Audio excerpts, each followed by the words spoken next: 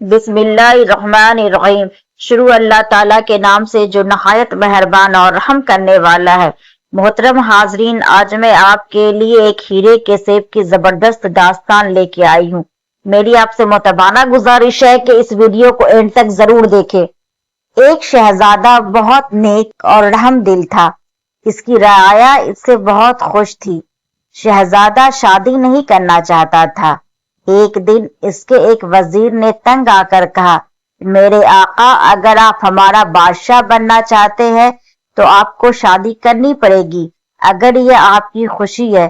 شہزادے نے کہا، میں راضی ہوں، لیکن میں اس لڑکی سے شادی کروں گا جو 100 فٹ سے سیب پھینک کر میرا تاج گرا دے گی۔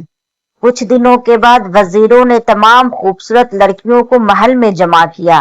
ہر لڑکی کے ہاتھ میں ایک سیب تھا۔ مقابلہ شروع ہوا۔ تمام لڑکیوں نے اپنے ہاتھوں میں سیب پکڑے ہوئے تھے اور باری باری شہزادے کے تاج پر سیبوں کی بارش شروع کر دی، لیکن ان میں سے کوئی بھی شہزادے کا تاج اس کے سر سے گرانے میں کامیاب نہ ہو سکی۔ اس لمحے ایک خوبصورت لڑکی 2 ہیروں کے سیب کو ہاتھوں میں لیے اندر داخل ہوئی۔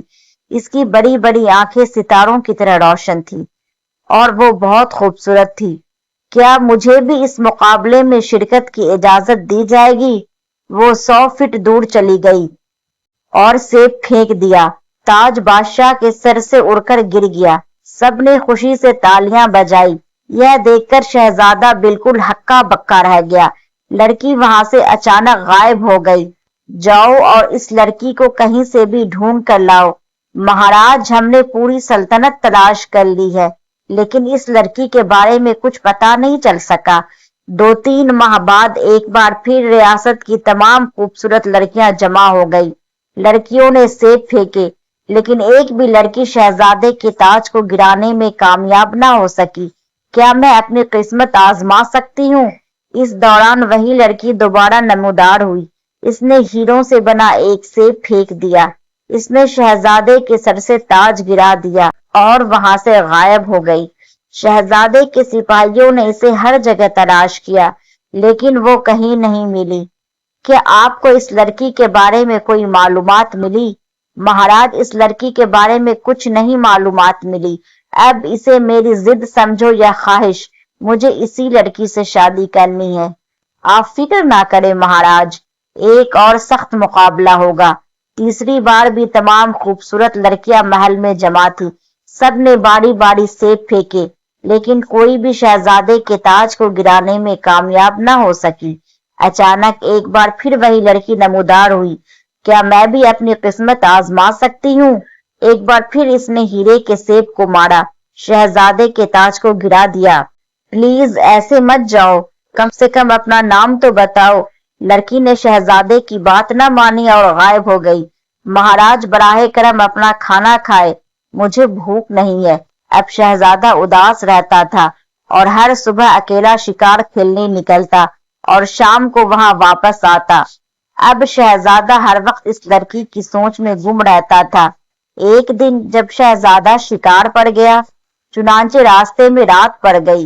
اس نے قریب ہی ایک کاٹیج کی مدھم روشنی دیکھی۔ وہ آگے بڑھ گیا۔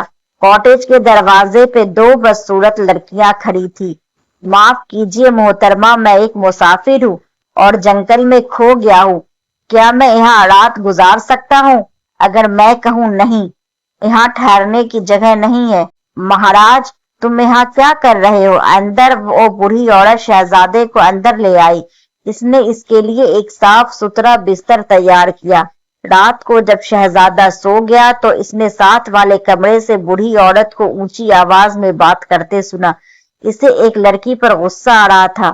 صبح جب شہزادہ جانے والا تھا تو اس نے بڑھیا سے پوچھا، آپ رات کو کس پر ناراض تھی؟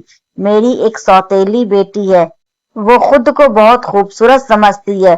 رات کو وہ روٹی توڑ رہی تھی کہ وہ بوڑھے الو کو کھلائے گی، کیونکہ الو نے اسے 6 سیب دیے تھے جن میں ہیرے جڑے ہوئے تھے۔ براہ کرم اس لڑکی کو یہاں آنے کو کہو، میں اسے دیکھنا چاہتا ہوں۔ اے لڑکی، ذرا ادھر آؤ۔ تم وہی ہو کیا جس نے میرے سر کے تاج گرائے تھے؟ کیا تم مجھ سے شادی کرنا پسند کرو گی؟ بڑی خوشی سے یہ دیکھ کر سوتیلی ماں اور بہنیں جلنے لگی۔ اگلے ہی دن محل میں شادی کی ایک شاندار تقریب ہوئی۔ شہزادی نے لڑکے سے شادی کر لی اور وہ دونوں خوشی و خرم رہنے لگے۔ اگر آپ کو میری یہ ویڈیو پسند آئی ہو تو اسے لائک کریں، شیئر کریں اور سبسکرائب کریں۔